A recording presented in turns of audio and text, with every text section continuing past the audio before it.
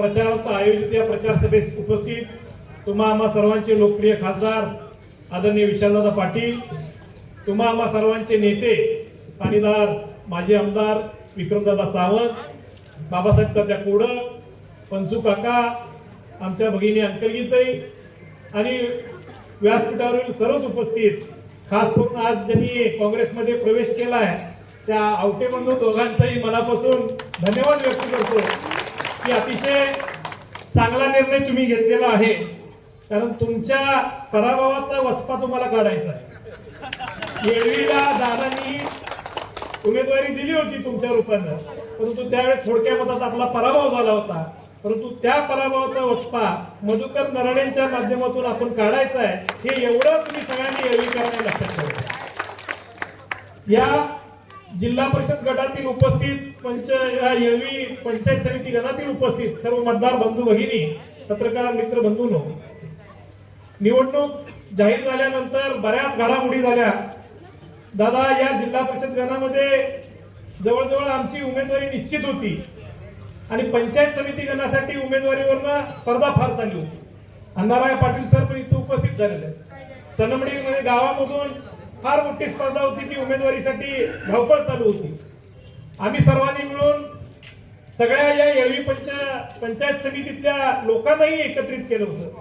त्यावेळेस सुद्धा सुनील अंकलींचं नाव आघाडीवर होतं, परंतु त्यांनीही सांगितलं की यावेळेस जर आपल्याला जिल्हा परिषदला उमेदवारी द्यायची असेल तर आमच्या गावात द्या आणि पंचायत समितीची उमेदवारी दुसऱ्या गावात द्या. त्यामुळे सनमडी गावचा आपण पंचायत समितीच्या उमेदवारीसाठी विचार केला आणि सर्वांनी मिळून एक नाव मधुकर नरळेंच्या नावाला पसंती दिली. त्यामुळे मधुकर नरळेंचं नाव आपण पंचायत समितीला घेतलं. खरी अडचण आली की जिल्हा परिषदच्या निवडणुकीचे ज्यांना आम्ही उमेदवार म्हणून सगळ्यांनी प्रमोट केलं होतं त्यांना आम्ही सगळ्यांनी विनंती केली होती. जवळजवळ आमच्या सगळ्यांचे निश्चित झालं होतं, परंतु ऐन टायमाला काहीतरी अडचण झाली आणि त्यांनी उमेदवारी नकारली.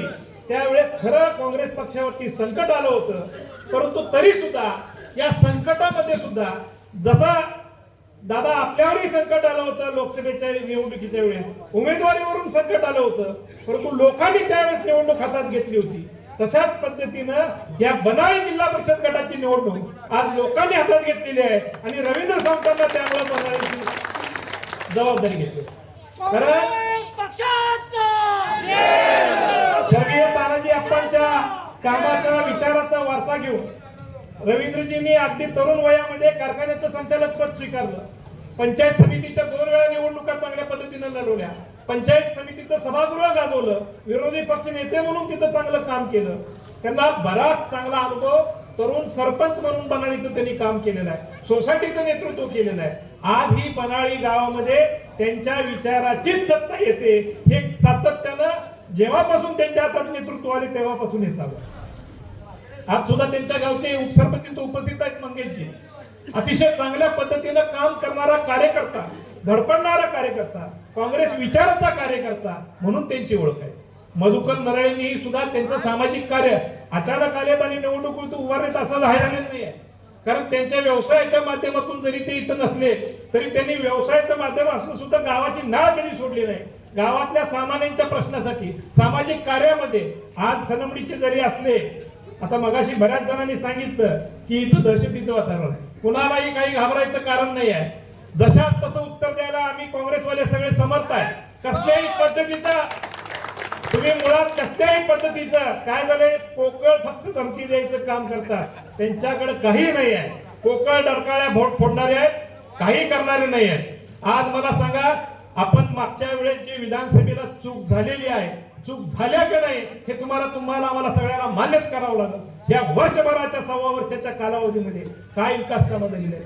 नुसते पोकळ आश्वासनं हे भाजपचं कामच आहे. जाती जाती तेढ निर्माण करायचं काम आहे, तुमच्या आमच्यात भांडण लावायचं काम आहे.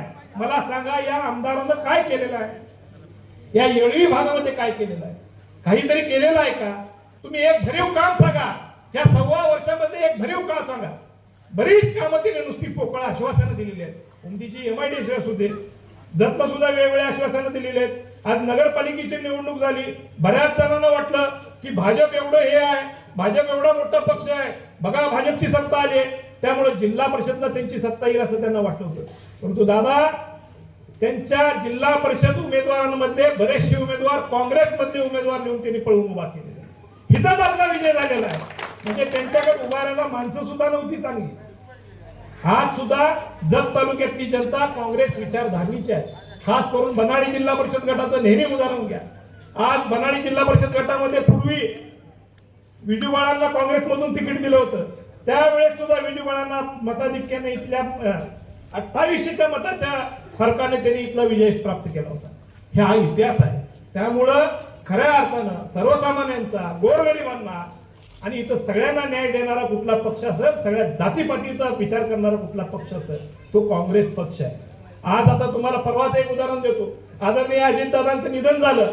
अजितदादा गेल्यानंतर आपण सगळ्यांनी आपल्या प्रतिक्रिया दिल्या की अजितदादा जातीवादी नव्हते, चांगला नेता होता, सामान्यांचं काम करणारा नेता होता.